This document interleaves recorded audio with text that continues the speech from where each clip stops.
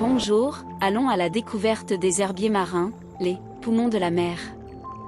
Les herbiers marins sont des plantes sous-marines appelées phanérogames.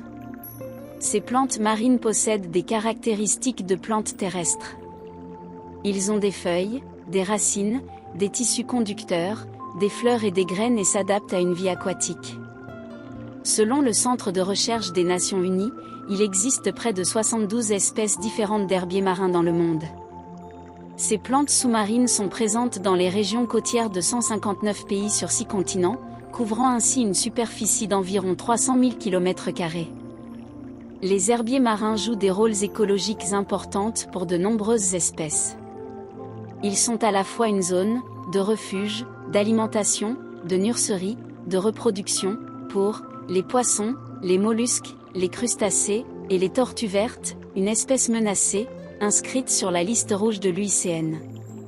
Cependant, les herbiers marins sont en déclin dans le monde entier, le dernier recensement estimant que 7% de cet habitat marin essentiel disparaît chaque année, ce qui équivaut à la taille d'un terrain de football toutes les 30 minutes. Les herbiers marins comptent parmi les écosystèmes côtiers les moins protégés et sont souvent soumis à des pressions cumulatives dues au développement des infrastructures côtières, à la pollution et au changement climatique. Des herbiers marins en bonne santé constituent un excellent moyen naturel d'adaptation au changement climatique et d'atténuation de ses effets. Bien qu'ils ne couvrent que 0,1% des fonds marins, ils constituent des puits de carbone très efficaces pouvant stocker jusqu'à 18% du carbone océanique à l'échelle mondiale. Les herbiers marins sont également des alliés précieux dans la lutte contre le réchauffement climatique.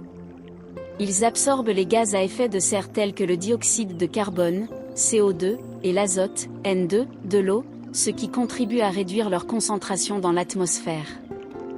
Les herbiers marins jouent également un rôle primordial dans la protection des côtes contre l'érosion. Leurs racines et leurs feuilles réduisent la force des vagues et atténuent leurs impacts sur le littoral, protégeant ainsi les côtes et renforçant la résilience des communautés face au changement climatique. Nous devons agir maintenant pour protéger les herbiers marins en donnant la priorité à des actions opportunes, adaptées et coordonnées dans les domaines de la protection et de la restauration et sur la base d'une approche inclusive et écosystémique.